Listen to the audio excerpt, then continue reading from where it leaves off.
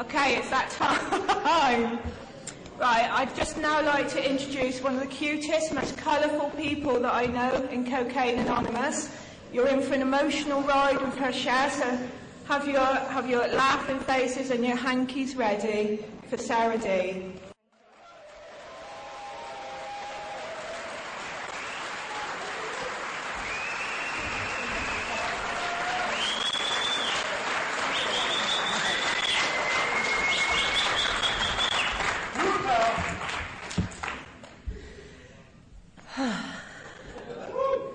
Love you too, Lee.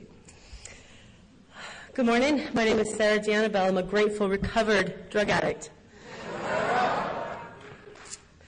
I'm really nervous. My stomach is going and just really full of fear. So anybody who would like to join me, can we please just close our eyes and say a prayer real quick? God, I ask that you remove my fear, my self-centeredness, my egoism. I pray that you just come into this room and be with us today so that we can feel your presence. And please, God, put something in my mouth that somebody in here needs to hear this morning. Amen.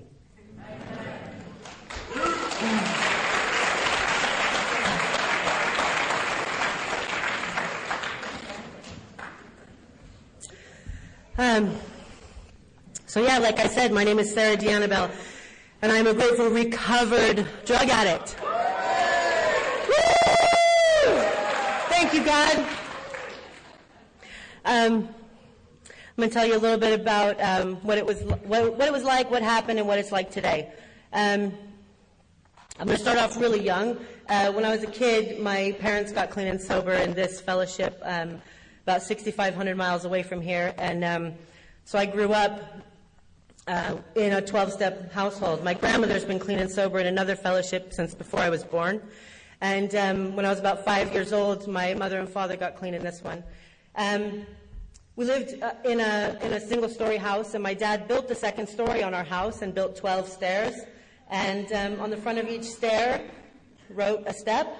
So by the time I was about 8 or 9 years old, I had these things memorized. And the reason I tell you that is because knowledge clearly availed me nothing. Nothing. But yeah, I grew up in a household where there was always some weird new uncle detoxing in the back bedroom, and my friends would come and stay the night and be like, "Who is that guy?" I'm like, "I don't know." I don't know. I woke up and he was having breakfast. I don't know. My mother it wasn't uncommon for my mother to just find people on the street and bring them home for a shower and a meal. I'm really grateful that she was that example for me. Excuse me, I'm like super nervous right now. I feel so honored to be here and be able to share with you guys today. So anyway, like I said, I knew about this thing, and growing up, people told me that it was really likely that I was going to be an alcoholic, so I shouldn't drink. And to be honest, I didn't. I didn't start drinking until long after I became a drug addict. And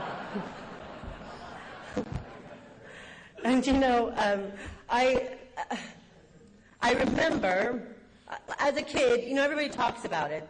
Just didn't quite feel right, didn't quite fit in or whatever. And everybody had their reasons. For me, I was the fat kid, and I was like, everybody else. I grew up in a town where everyone was wealthy and we weren't, and I never had the stuff everybody else had, and everyone was funnier than me and smarter than me. And I remember coming home from school and I'd be crying and saying, "I don't have any friends." And my mother would list my friends, and I'd be like, "No, their mom makes them play with me. They don't really like me." That kind of stupid shit that I feel like I might not be the only one who ever felt that way. But I remember the moment when the first time when I didn't feel like that anymore, and it went like this. I'd be hanging out with my friends. I was 11 years old. Okay, I was hanging out with my friends who didn't like me, And I remember I never used to know how to stand. I'd be like,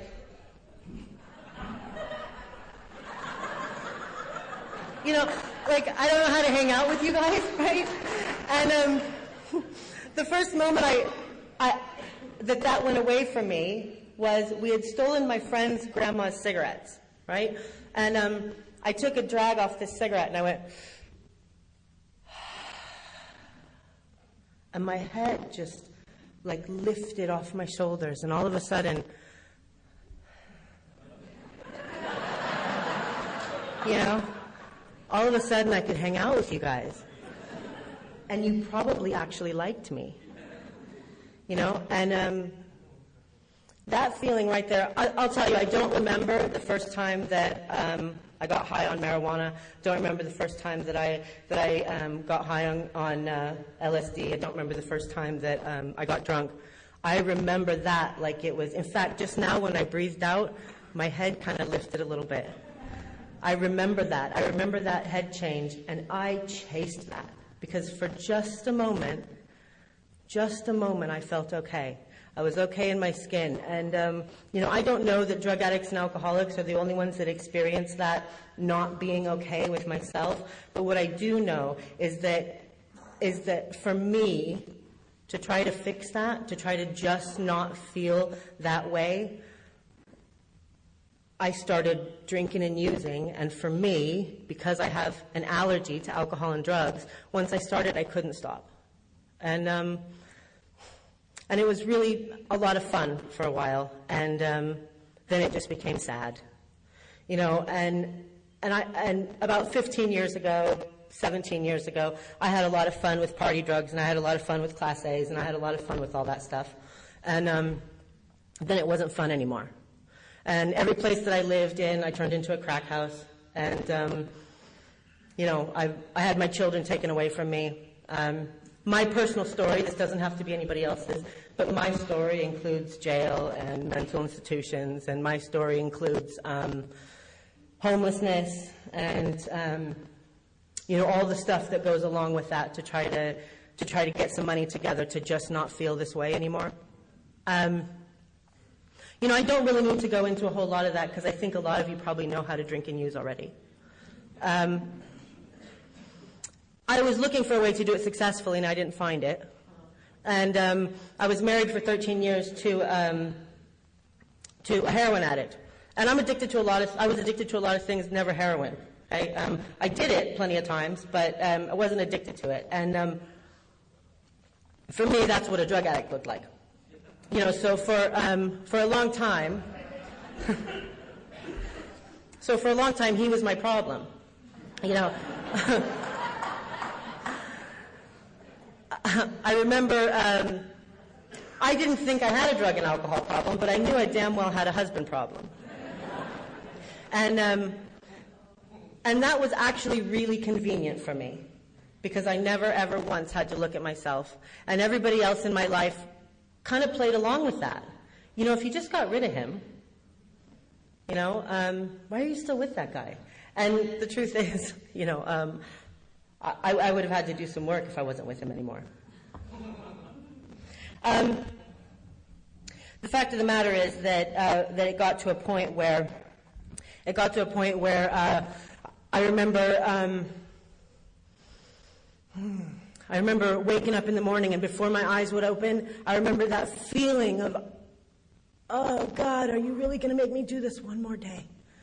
One more day. And at that point in my life, I had all the stuff back. My kids were living with me. I had a house. I had a car. I was going to school. You know, I had money wasn't that much of a problem for me.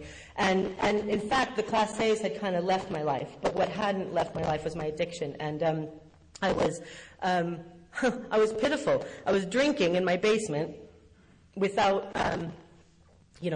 reprieve, and doing legal highs. And I never once had a good time on legal highs, not once. If you guys never tried them, just don't. They're not even, I couldn't stop. Okay, I absolutely couldn't stop, and not once did I have a good time. And I remember, and I didn't, by the way, before I tell this story, I I didn't see the insanity of this until after I was already clean and sober. But I remember one night, I'm in the basement, I'm scraping a pipe, trying to get the last of this crap out of this pipe so that I could feel the way that I didn't want to feel again, right? I'm like frantically scraping this crap out that I didn't like so that I can get some more of it out. And I'm screaming at my husband, "If you would just fucking get clean, everything would be okay!"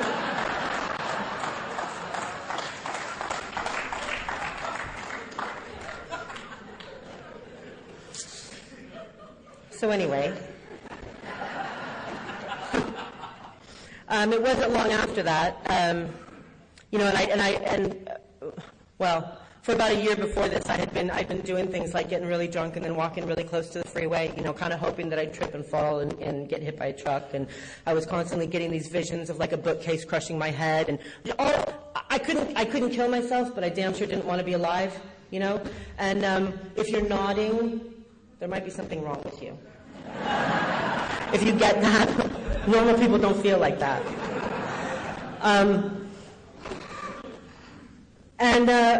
And one day, my dad came to my house, and for 19 years he'd been watching me slowly kill myself, and he kind of stood back, bless his heart. And he came to my house one day, and he said, "Why don't you come to a meeting?" I said, "Thanks, but no." And he said, we feed homeless people at this meeting. You won't have to make dinner for the kids." I said, "All right, come on, let's go." If I don't have to be a mother, I'm there, right?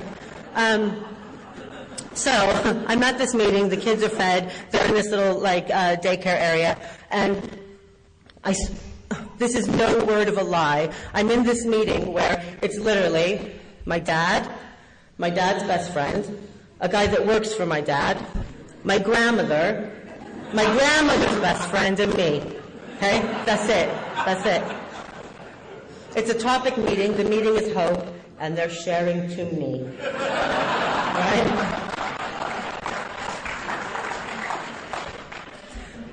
This is a full 4 days after I'd ruined Christmas.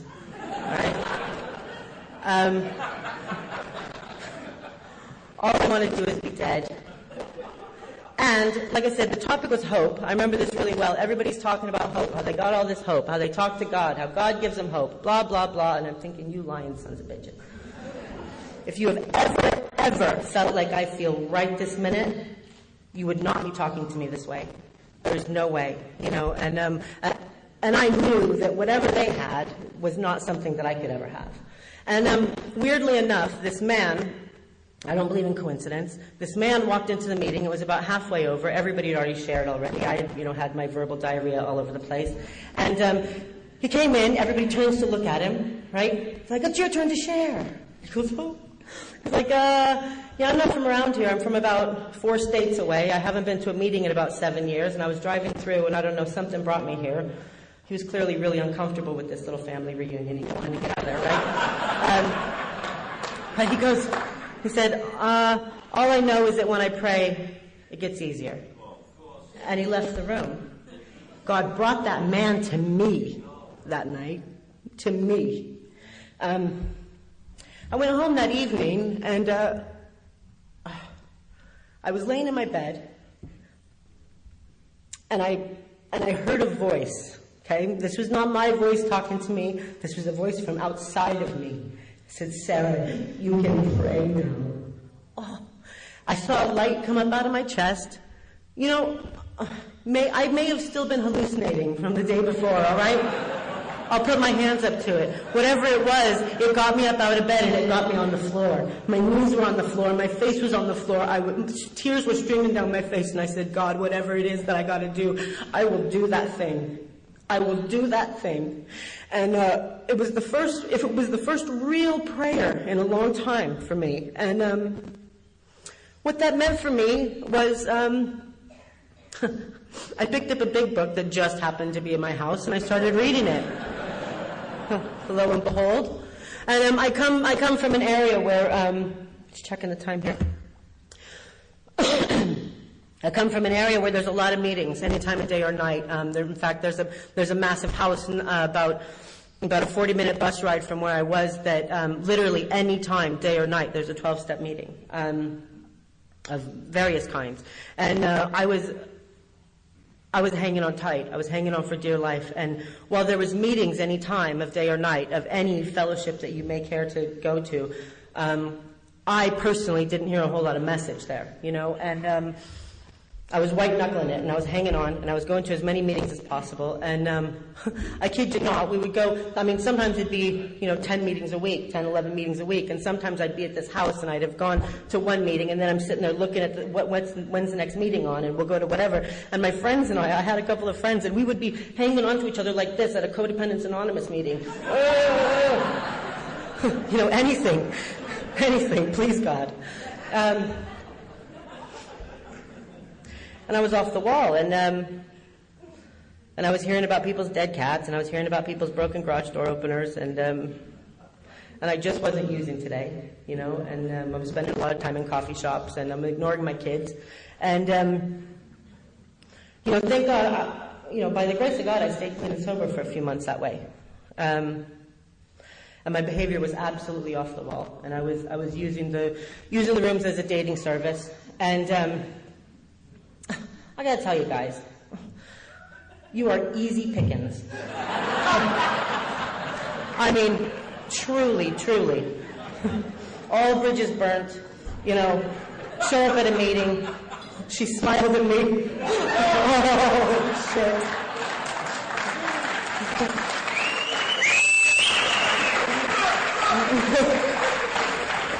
Easy pickings.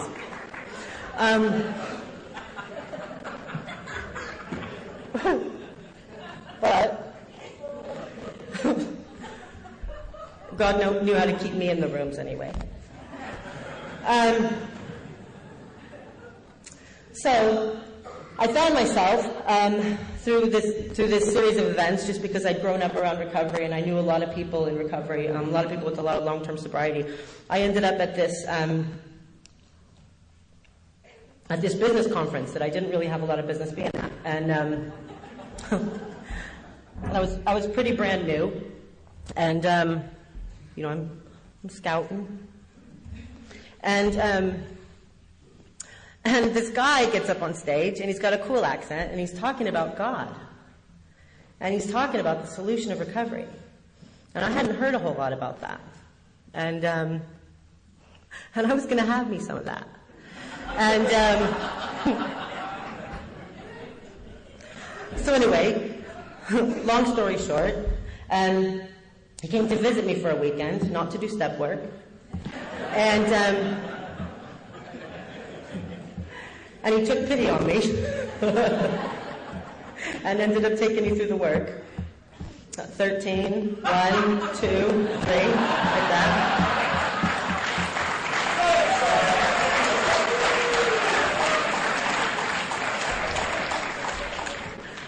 I don't necessarily recommend it, but it's my truth. It worked for me.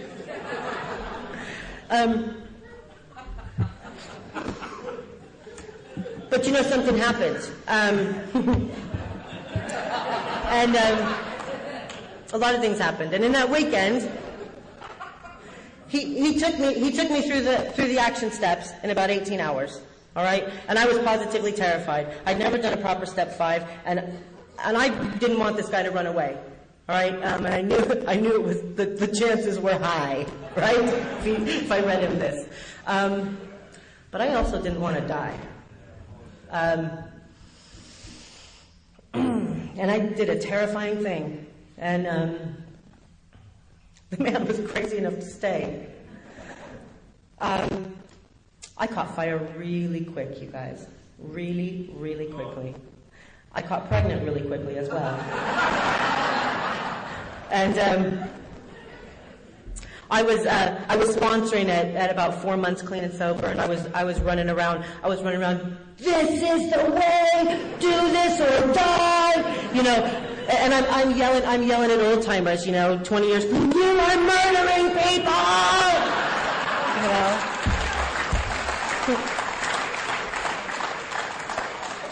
And I stayed clean and sober, guys. I've mellowed a little bit since then. I don't say everything that comes to the forefront of my brain. But I was absolutely on fire, and it was a good thing I was, because I'll tell you this, it didn't necessarily go easy from there. Fast forward a little bit, Simon has had to come back to the UK. His visa's run out, and I'm gonna have the baby in the States. I'm just past a year clean and sober. We're trying to do this long distance thing. Valentine's Day, about 4 years ago now, he had to fly back to the States because the baby was going to be born. It's the most beautiful day of my life, you guys. He proposed to me in the hospital on Valentine's Day. Well, I know, what a gentleman, what a lovely man. And we had a beautiful baby boy. And 11 hours later, he passed away in the hospital. And it went like this. They were working on him in the hospital, and I'm praying, please God, don't let my baby die. And after a while, it becomes pretty clear that prayer is not going to get answered the way that I want it to.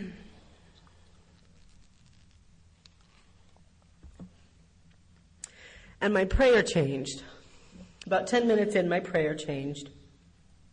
And I prayed, please, God, let me be in acceptance of whatever happens here today.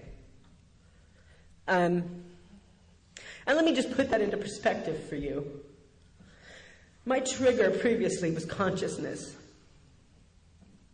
Yeah? I couldn't be conscious without taking a hit or without taking a drink. And the worst thing in the world happened to me on that day. And I just prayed to be okay. We went back to the hospital room, and Simon and I prayed together, and we just prayed, please God, let this help somebody. The nurses were offering me drugs. I just had a baby. They're offering me pain medication, and I didn't think, I'm a drug addict, I can't have that. My answer was, no thank you, I don't need it. I didn't fight it. The 10th step promises had come true for me. I was placed in a position of neutrality, safe and protected. And a nurse came in, and everybody around me was saying, it's going to be okay, it's going to be okay. And this nurse said, don't listen to them. It's okay right now. And it was, and today I try to remember that.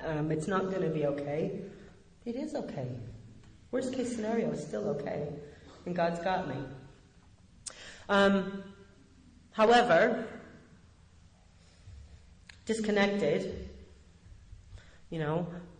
not in communion with my higher power, look at me funny in a meeting and I want to go get drunk and kill myself. That's my story.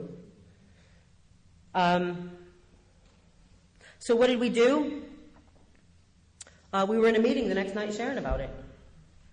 And that following week, Simon and I both took somebody through the step work, because that's how we know. That's how we know how to live. That's how we know how to survive. And I'll tell you this: if you put some groundwork in the beginning, and you get some good practices in place, when life hits, and it will, when life hits, you'll be protected. You'll be golden. You'll be all right.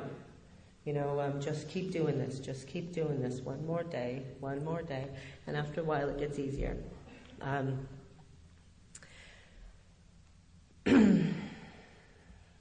The big book tells me to the precise extent, that I give everything to God and I trust in Him wholeheartedly. That much is as much serenity as I'm going to have in the face of adversity and calamity. And I know that to be true in my life today. So the plan was that I was going to come to the UK, and we were going to have a happy family here, and everything was going to work out great. And what really happened was, I'm not really the type of girl that the UK wants hanging around a lot. They didn't say, yes, Sarah, we would like you to come live here with your 3 children by a different father. We're happy about that. Please come join us. That's not at all what they said. It took over 2 years and into the thousands and thousands of pounds. And I love this story. Also, I was here. I showed up and just showed up with my cases and my kids, and we had to really fight for residency. And in the meantime, I got pregnant. We had another baby here. He's 3 years old now. He's beautiful and wonderful. And and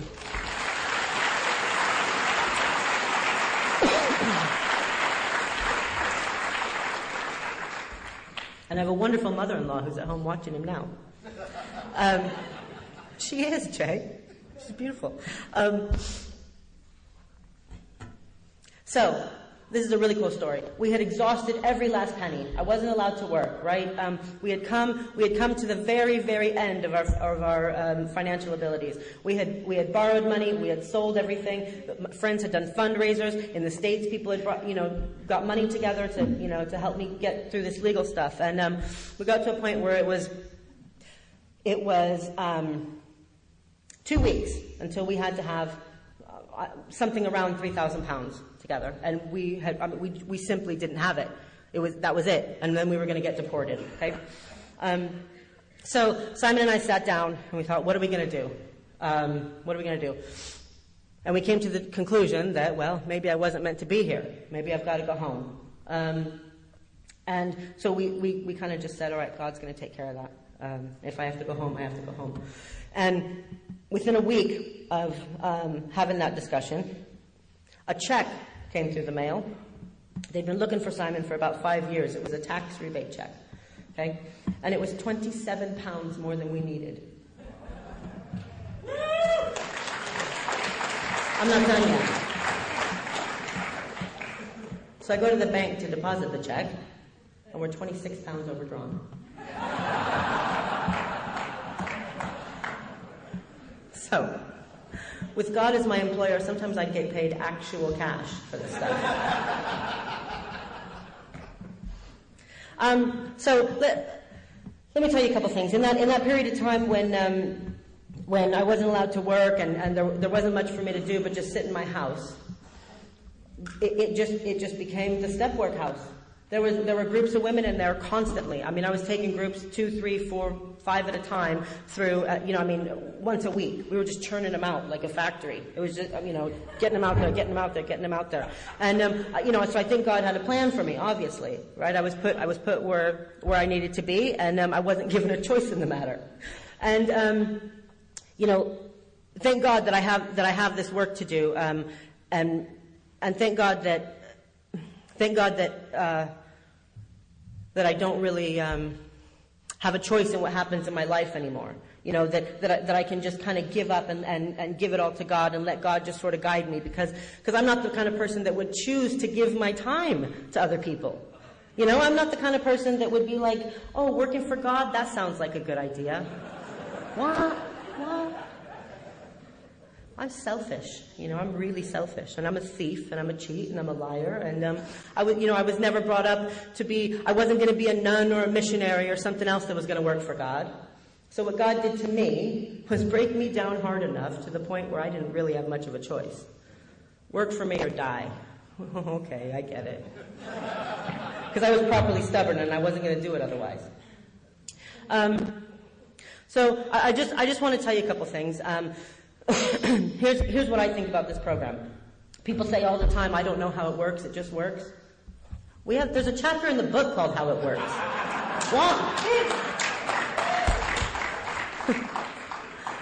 I know how it works. How it works is this. I do what God would have me do, and God takes care of shit. That's it. That's how it works. And because I am so blocked by selfishness and by shame, guilt, remorse, and regret, I have a really, really clear set of instructions on how to connect with God. Because I'm just so full of myself that I can't hear him when he talks to me. And that's how it works. The step work is really, really simple. And if you're willing, it's easy as well. You know, the only way it ever gets hard or complicated is when you don't want to do it hard enough to make it hard and complicated. And today, I'll tell you this. If you come to me, ask me for help, and then start fighting against me on stuff, I'll just tell you to go get drunk. I'm a busy woman. I got a full-time job. I have 6 kids. I got a demanding husband.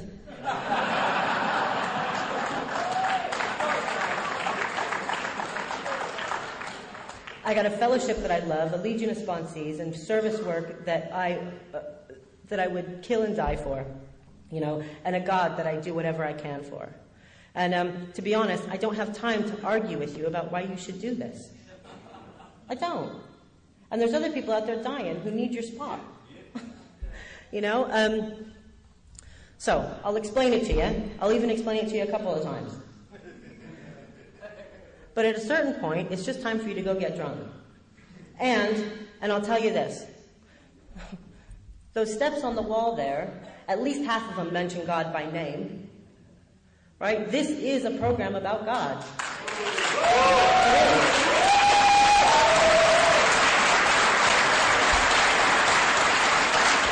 I don't particularly care what you call him. You know, you can call him whatever you want. I have a friend in the state that calls him Gus, guy upstairs. Great. Works for him. I don't care what you call him. But if you're like me, and the amount of power that you have over drugs and alcohol once you start using is absolutely zero, you need something more powerful than you. And there's no human power that is that. You know, if the God idea is a little too tough for you to swallow, maybe you need to try a little bit more controlled crack smoking.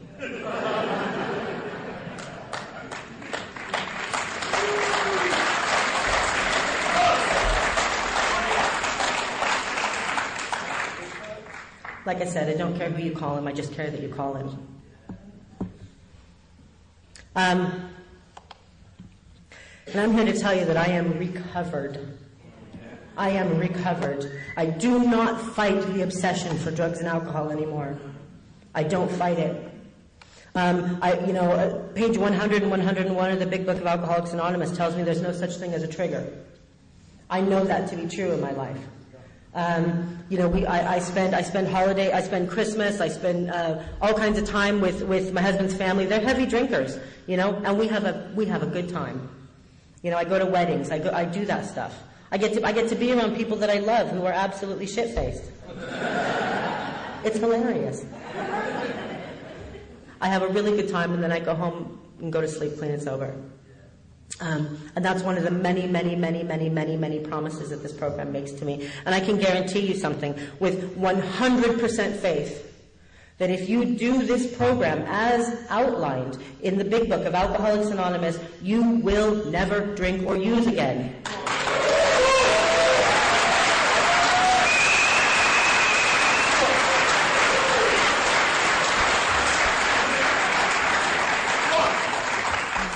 Relapse doesn't have to be a part of your story. If it is, that's all right. You know, I mean, you're here now, and you're responsible for what you do from here on out. You've been given a set of tools. Use them. So here's what I'll say about what to do. If you're sitting here hurting, if you're sitting here brand new, look around the room and see if you can find somebody who doesn't look like they want to kill themselves. And then ask them how they got that way. And then do what they tell you to do. And the stuff that you don't want to do that first.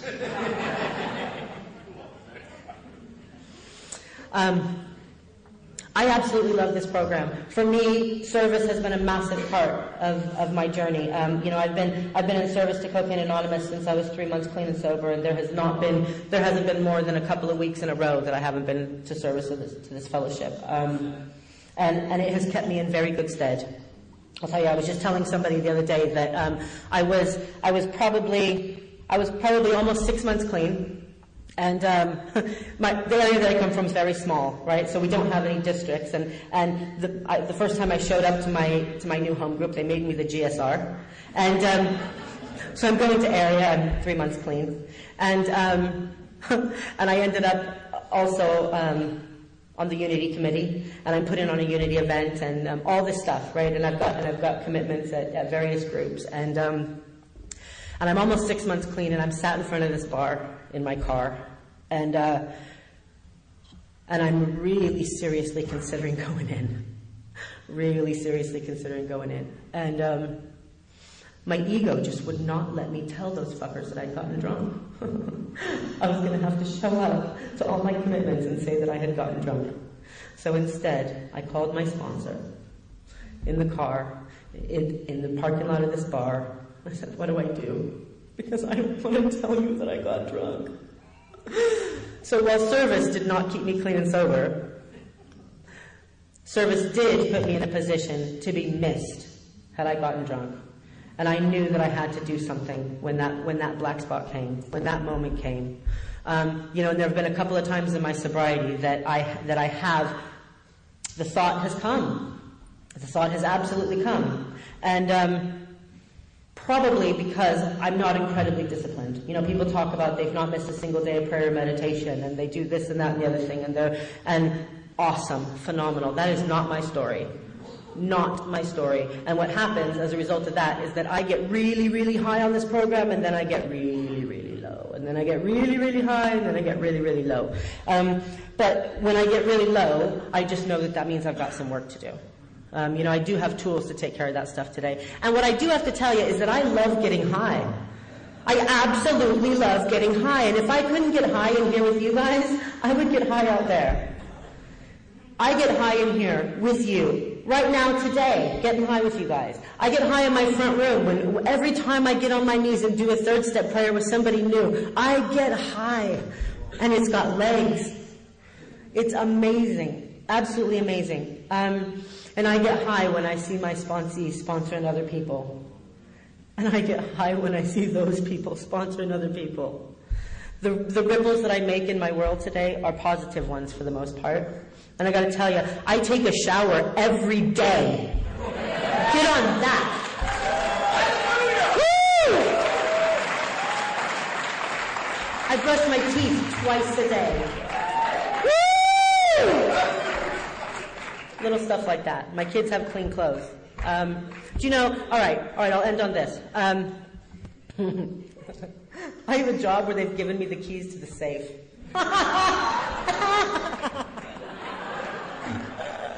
And they know who I am. They know about me, and they still gave me the keys to the safe. Crazy people. You guys, I work for God today, and I invite all of you to come and join us. My dream is that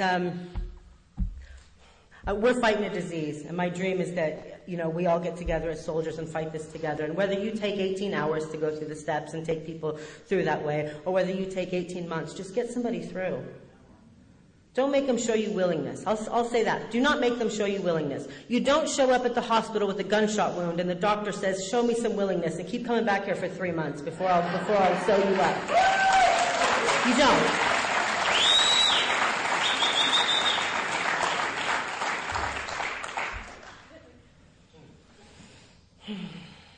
I could get talking about that for a half an hour, but I won't.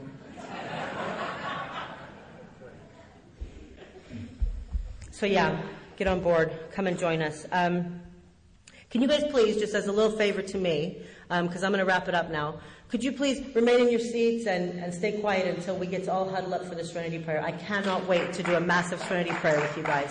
Yeah? Meeting's almost over. Thank you for letting me share.